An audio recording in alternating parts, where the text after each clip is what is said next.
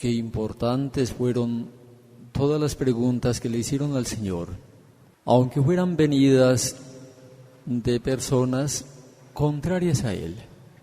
Y en esta pregunta, ¿cuál es el principal mandamiento?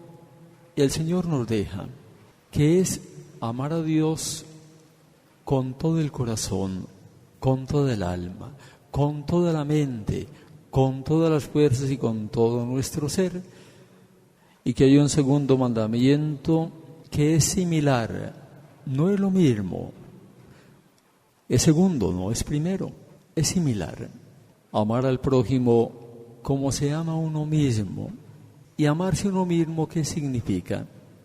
Amarse a uno mismo significa proveerse de todo lo que es bueno y necesario para alimentarse, o para alimentar el pensamiento, o para nutrir el alma, y en cambio evitar todo aquello que nos puede hacer daño en alimento, en pensamientos, en imágenes, en lecturas, en todo lo que nos puede hacer daño, evitarlo.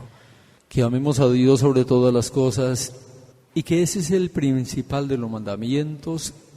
¿Qué significación tiene para nosotros? Que Dios debe ser antes que todo, que Dios debe ser preferido a todo, que Dios debe ser el primero en nuestra vida. Y aquí hemos de preguntarnos, ¿estamos viviéndolo así, este mandamiento? ¿O quién es el primero en nuestra vida? ¿Quién es el primero en el hogar? ¿Será quizá el televisor? ¿Será cierto programa, aunque nos haga daño y que nos quita demasiado tiempo? ¿Tenemos tiempo para el Señor en el hogar? ¿O será tal vez los partidos de fútbol? ¿O será la lavada y el polichado del carro los domingos si no hay tiempo para el Señor? Todo eso debemos preguntárnoslo y respondernos nosotros mismos con total sinceridad y sacar conclusiones prácticas para nuestra vida. Otro tema que está relacionado con esto.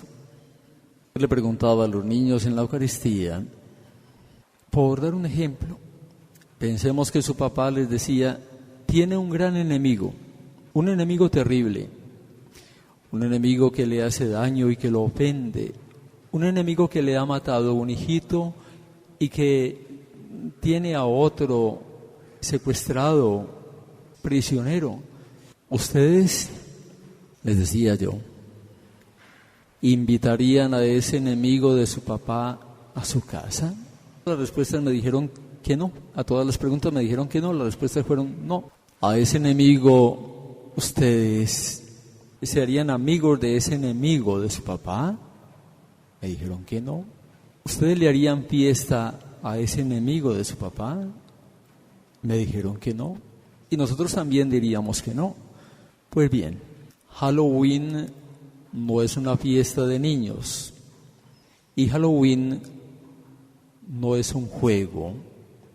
Es una fiesta de brujas y de todos los ministros de Satanás. Halloween es una fiesta para el diablo. Y ni siquiera ya es la noche. Antes se decía la noche de Halloween. Ahora ni siquiera es el día y la noche. Son como los días también próximos. Fiesta para el espíritu del mal. Qué terrible realidad.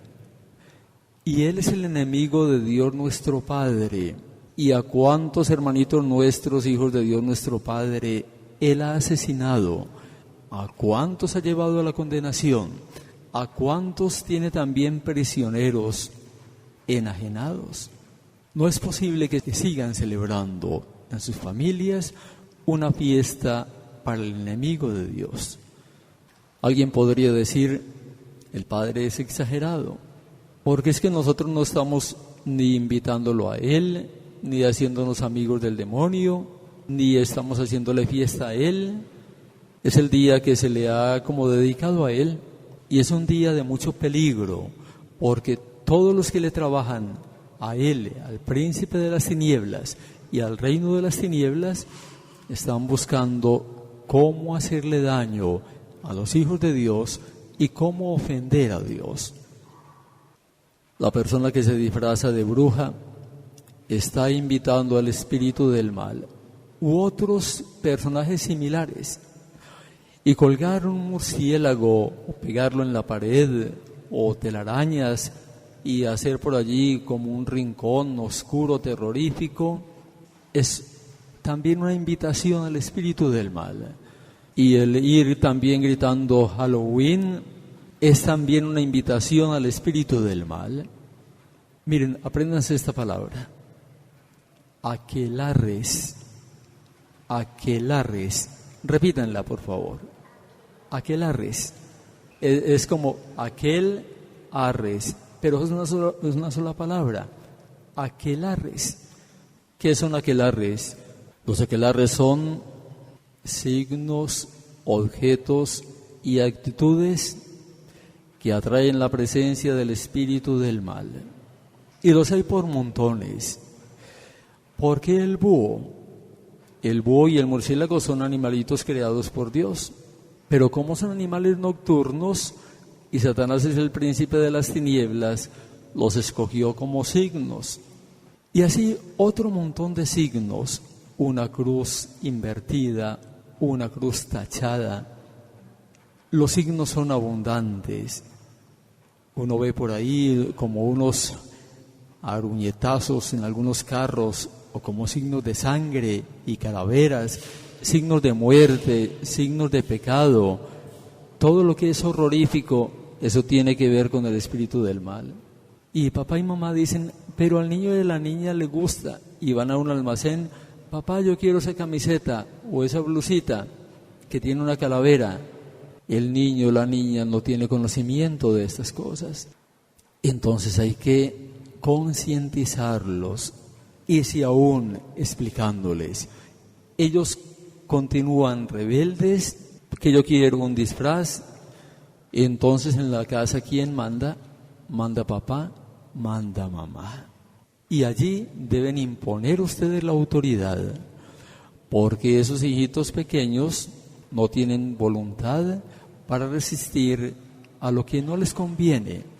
Papá y mamá deben cuidar el bienestar de sus hijitos, también el bienestar espiritual. Yo quiero dejarles esa inquietud. Resulta como triste, muy triste, ver que muchos católicos, muchas familias católicas le hagan fiesta al enemigo de Dios y se expongan también. Esa noche debería ser para estar en oración, hacer la oración de protección y no darle ocasión al espíritu del mal que haga daño a los hijos de Dios. Es una oración para estar más aferrados a Dios y a la Virgen María, que podría pensar un pastorcito de ovejas, por dar otro ejemplo, un pastorcito de ovejas que cuida de las ovejas, que les advierte que hay un lobo, que las protege de ese lobo y que ese lobo tiene un día de su fiesta y las ovejitas se van a hacerle fiesta al lobo. Es para que el pastor llore. No le demos a Dios motivos de tristeza y no expongamos a nadie al peligro, al riesgo de ser herido o afectado por el espíritu del mal. Y les pido también un favor, repliquen, den a conocer esta enseñanza, porque no se da en muchas partes.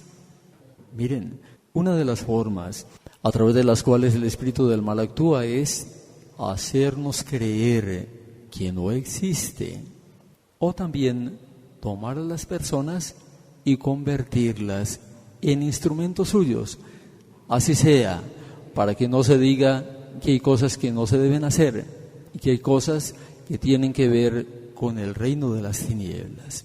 Desde el amor de Dios nuestro Padre les dejo estas inquietudes.